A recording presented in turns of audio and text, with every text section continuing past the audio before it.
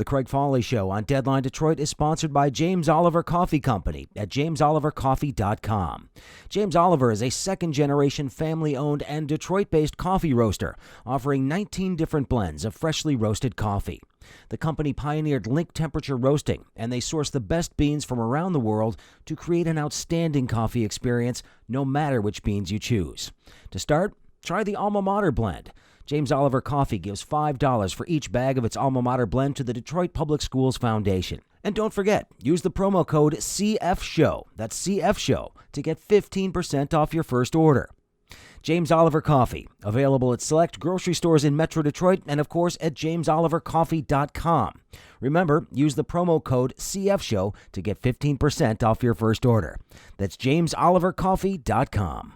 Greetings, everyone. Welcome to the Craig Fahle Show on Deadline Detroit. Glad to have you with me on this Thursday. And we are, day 3 now of the new school year. Technically day 3 of the new school year for most students. Some went back a little bit earlier, but it is not a typical first week of school. Obviously, many students are virtual learning these days. Some are doing hybrids, some are doing in person.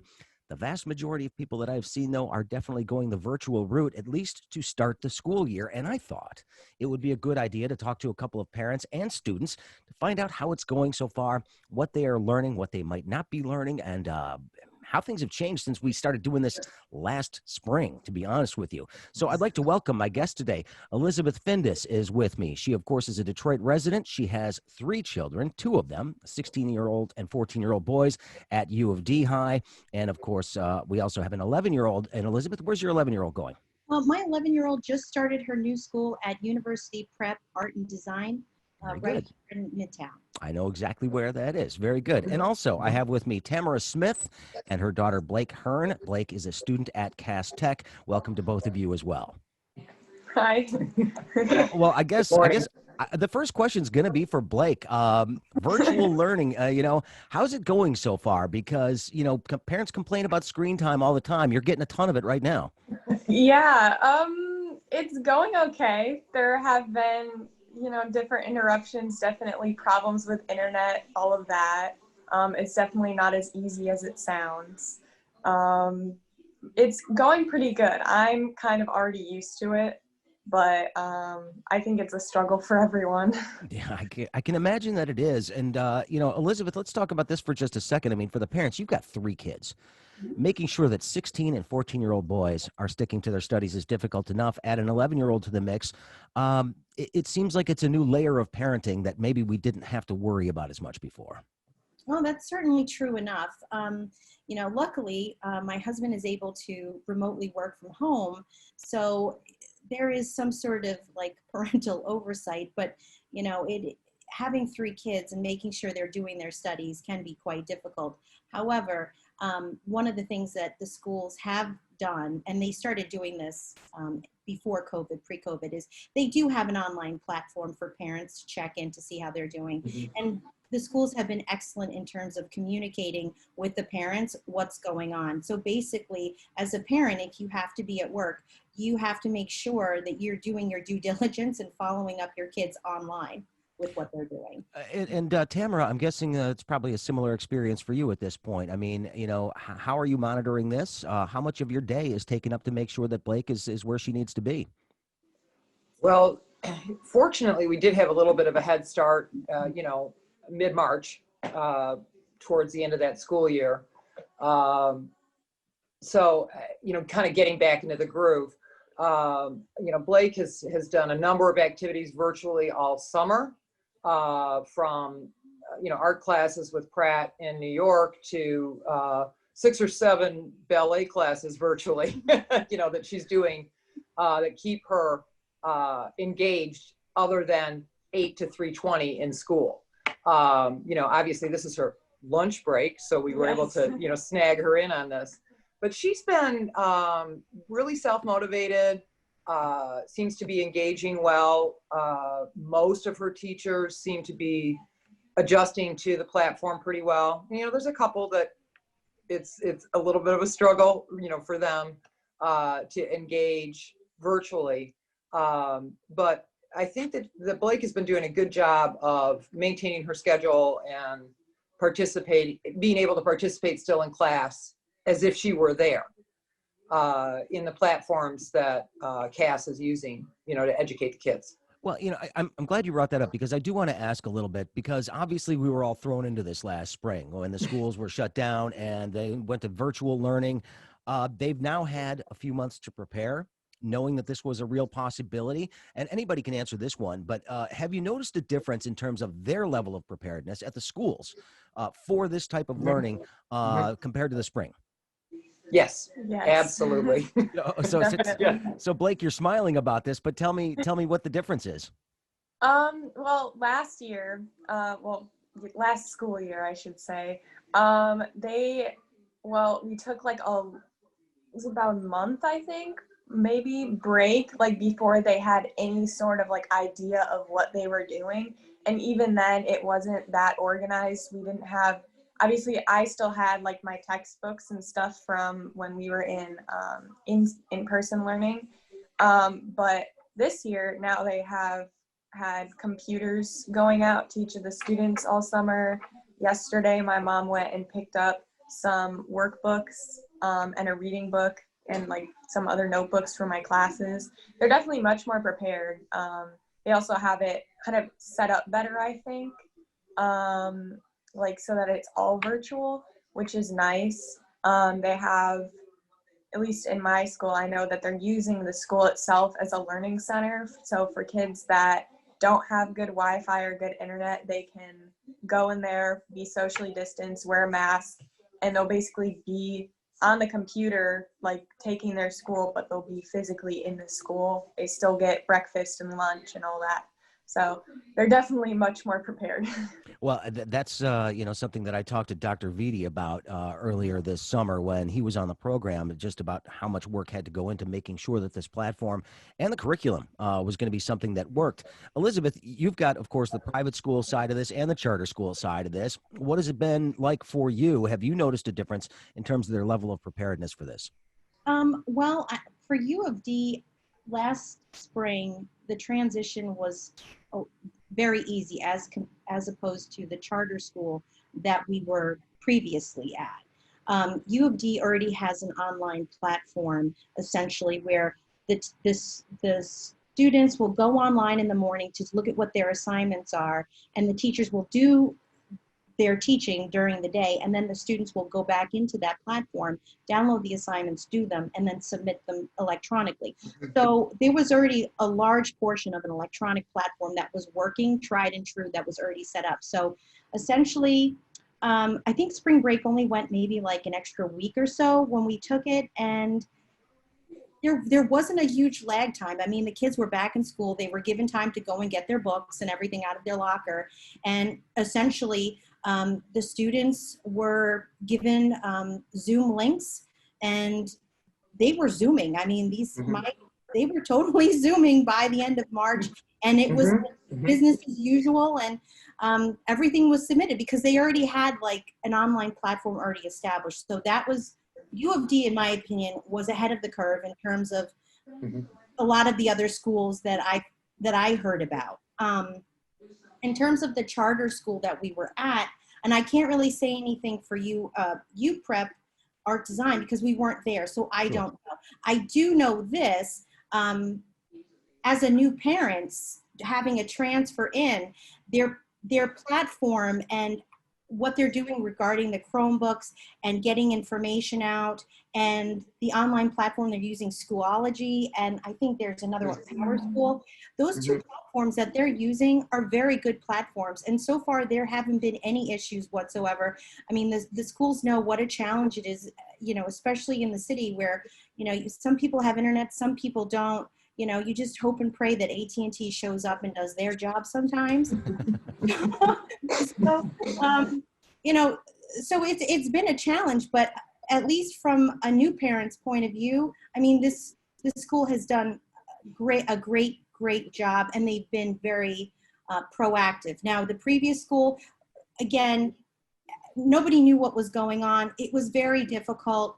As a parent, I found it a bit frustrating. There was no they tried doing a platform, but all the teachers were using different things. Some were using Zoom, some were using Power School, some were using Teams. It was a bit of a nightmare, but they did the best they could. I mean, so you try, and unless you try, you won't know if it works or not. It was a great experiment, and I'm hoping that maybe this coming year from our previous charter school, because we have lots of friends that are still there, I hope that this year it's a great year for them, and that they have found a platform that'll work for them. Well, I know the teachers tried very hard. You know, one of the things that I've been wondering about, and, you know, I just remember, you know, my high school years, Blake, to be very social time for me. I mean, I had a lot of fun in high school, probably affected my ability to go to certain colleges, but that's okay. But, you know, that's a huge part of that experience. Seeing your friends, being social, being there in person for learning. And Blake, I'm wondering from your perspective, do you feel like you're getting as much out of the lessons each day as you would be if you were there in person? I think that I'm definitely getting a lot out of it. But you're right when you say, like, there's just a certain je ne sais quoi that's been, like, taken out of the school day. You know, like, I can't really be, like, talking to my friends during class, or, you know, doing that kind of thing. Clubs. Yeah, I don't have, like, any clubs going on. I'm kind of dependent on, like, lines that I have to my friends, like texting them normally, or, you know, because obviously or FaceTime, whatever, because I can't, like, either really go out with them either. So it's just it's definitely feel like a little bit like more shut off, a little bit like more like I'm contained. But I do think that I'm getting a lot out of the lessons. I think that online learning is not that different from in-person learning in that aspect of me being able to actually learn. It's just, I feel it's a lot less fun. Are there certain subjects, though, that lend themselves to this platform better than others? I mean, I can imagine that, you know, math class for me was like living hell anyway. I can imagine online being even worse. But, you know, a history class or a literature class, we're able to actually have discussions. You might not lose as much. Am I right about that? Yeah. For my, so far from the about 2.5 days I've had in school so far, definitely math is just a little bit harder. We've been given online textbooks for most of our stuff, so that also kind of makes it even harder. It's harder to stare at a screen and try and figure things out rather than, you know, looking at a piece of paper and be able to work it out. It's definitely a lot harder in that aspect. But I found that English is much easier, and also I'm taking civics. That is also good, and same with biology. But pretty much everything else is a little bit harder. Sounds like a fun schedule. Nice and light. But, you know, I want to ask this question of the moms here, because, Tamara, it seems to me that the one thing that you are actually getting to experience is something that I did not get to experience with my son, in that, you know, I wasn't there with him at school every day. I didn't see when he was struggling, when he was doing well, when he was getting it. He ended up doing really well and is in a good school now. But at the same time, you're getting to witness when your child is frustrated. Are you starting to sense when she's getting things, when she's not? We, you know, had pretty good communication skills about that anyway, even when she was had in-person learning, and she's a good student, you know. You know, as she is anal about note taking and organization as perhaps I would have been, but that's okay. You know, everybody, you know, finds their own way. You know, for me as a parent, you know, we're talking about the different platforms. To them, it's nothing. You know, they don't care if it's Google Teams or Zoom or Schoology or, you know, Edmodo or Power School. They don't care how many platforms they have to communicate, you know, with their teachers and with their classmates, or how they have to submit their assignments. That's easy for this generation. That for us, it's kind of, I'm like, how many platforms are we using here? You know, it's just a little bit overwhelming. But to give a little bit of props to Detroit Public Schools, and particularly Cass, at the end of last semester, the biggest bummer for her was that the last quarter was pass fail, and she had these excellent grades going into, pre-COVID. So she was a little bummed about that. But there were some teachers, in particular, the younger teachers, that from day one, in particular, her math teacher, Mr. Grable, he's younger, 28, 29, new teacher, a couple years in. He was in contact with his kids from day one. And so I had already put her on an independent study schedule, not knowing when virtual learning was going to get back up. And it just kind of all meshed together. So, some of these teachers are just stellar, in making sure that these kids are getting what they need. Oh, yeah. Well, Elizabeth, I want to sort of ask you a follow-up on that a little bit. I mean, we are getting a chance to spend a lot more time together as families, learning a little bit more, especially teenagers. I mean, teenagers are notoriously secretive about things that are going on in their lives. Are you learning a little bit more about your children as a result of this? No, we have open doors in our home. And mommy always finds out. It's a lesson my teen boys are learning every day. Well, even my daughter too. She's no angel at times. But no, I don't necessarily think that that's the case. We're a pretty open family. I know I know my kids as well as I hope I can know my kids. I mean, how well do you actually know a person? I mean, you try. But they're pretty good. I don't have to really over communicate with them. They know what the expectation is because they know they know what's going to happen if they don't follow through. Well, and the reason I brought this up. The reason I brought this up is there's a study that just came out today that suggested that there's almost a double-digit decline in number of high school age kids who are vaping. And I said, yeah, that's because they're all stuck at home. They can't vape. Mom and dad aren't going to let them vape in the house. So that's one positive that's coming out of this, I guess. But I do want to sort of get a sense as to what is going to make everybody here comfortable to go back. What is it going to take for you to sit there and go, you know what, I'm ready to send my daughter or my sons back to school? Tamara, you're shaking your head. No, no. I just don't see that it's going to be safe for anything other than our family unit for a long time to come. I was actually in the school yesterday for a meeting with some staff, and there's 3 of us in a very large room, but it is, I think, even the mixed consensus in the school community on when it's going to be safe, particularly with kids. They are social animals. They are, have a need to be, close together. They are they're invincible. Nothing's going to happen, to them. Blake tends to be, a little bit more cautious, and, concern as parents through this is that they're not getting traumatized by fear, but we still have to be very cautious. And I'm not going to be comfortable this school year, at least, going back. And I'll have to wait and see what happens next September. Elizabeth, what about you? No, I agree with Tamara. I mean, it's, it was a very hard decision in my family to do a hybrid. And it was really because my middle child is this social creature who needs social interaction. And it's very important to him. And, him being a freshman in high school where he didn't know a lot of kids at all. So it was very important for him to go and have that experience, if you will. It's a catch-22.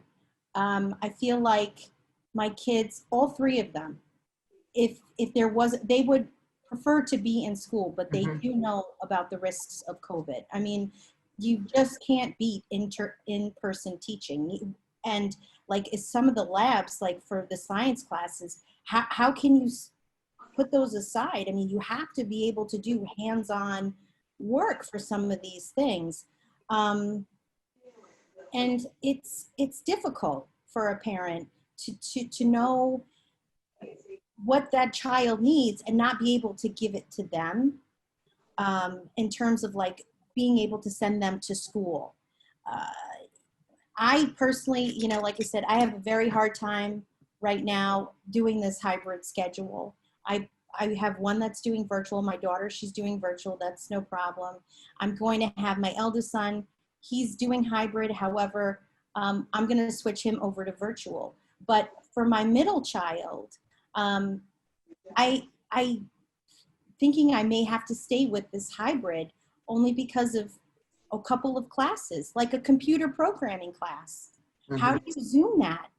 How do you teach a programming class if when there's so many? I mean, I never took a programming class at all. Oh, I did miserably. But in how it, do so. you Zoom? How do you do a programming class online with a student that wasn't coming from a private school, that was coming from a public school? Mhm. I don't know of any charter. I'm sure there is, but I don't know of any charter or Detroit Public School that has the facilities or capabilities of doing computer programming as in an elementary level. Maybe there is. I just don't know of one. So now we're faced with doing this particular class, and it's like, well, it's a requirement for graduating. You can't fail this class, so you have to go. So, Well- I mean, it is difficult, and it, it's going to be a long time before I feel really comfortable about it. I think what it comes down to is basically the administration on all levels, no matter what school, private, public, or charter, they're doing the best that they can do. They're doing the best for their teachers, the faculty, the students, and for their own mindset as well. And their fiduciary responsibilities to their authorizers and what have you. But at the end of the day, like, you can't control a family. You know, you can't control a student. And if a student is going to school and for whatever reason they were exposed by somebody who had COVID and they didn't know, it's like a domino effect. Well, It's I want to ask Blake about that for just a second, Blake, because you're the actual one of the people we're talking about here, and there's been a lot of discussion about what's happening on college campuses around the country, how kids are socializing, not taking this seriously. From your perspective, how willing do you think students would be to follow the rules, wear masks, be socially distant? Do you think it's doable? Do you have enough faith in yourself and your fellow students to actually do this in a responsible way? Well, I personally am a very cautious person and take this very seriously. I take the virus very seriously. I'm already a food allergy kid, so I'm already very cautious about things that I touch and what I'm eating and who I'm around and so forth. So most of this, like the protocols, are not super like new for me. I'm very willing to wear a mask. I honestly would love to be in in-person school, but I know that it's just not safe and I would rather not take the risk. I know most of my friends would probably be very willing, would do it fine, you know, would be like, I would love to be in person, so I'm going to do whatever it takes to make it safe for everyone. But I know a handful of kids in my classes that were already saying like that it's dumb and that they don't want to wear a mask because it's uncomfortable, and they don't want to have to get a COVID test to come back because it might hurt and stuff like that. Like just dumb little things. And I just don't understand it personally. I don't get why you wouldn't want to just participate so that everything gets better. But Well, I mean, and let's just sort of finish up on this, though, because, again, this is your education. This is your high school experience right now. And of course, Cass Tech is one of the great high schools in Michigan. Do you feel like this has sort of been taken away from you a little bit? yes, definitely. I mean, I'm in my sophomore year. Last year, I had a great time in person with my friends and meeting new people and everything. And then it kind of all just went away really quickly. I felt like I was sort of left in the dust a little bit there. this year, I mean, I was expecting it to be online, so I'm not as disoriented, but I definitely am sad in a way that I feel like I'm missing out on a lot of things that I would love to be doing, because even if you know, even if we still weren't like in person, I'm still not able to like actually go out with my friends outside of school. So that's even like an added thing where I would be fine with online school, you know, because I'd still be able to hang out with my friends, but I can't because it's not safe and we wouldn't be able to go anywhere anyways. So, all right. Well, so well, it's kind of a double whammy. we've got to wrap this up because we've been going for quite a while, and I want to give the moms an opportunity to chime in on this as well. So we'll start with you on this one, Tamara. I mean, that same sort of question. As a mom, watching your daughter have to miss out on some of the things that you got to experience, how's that making you feel?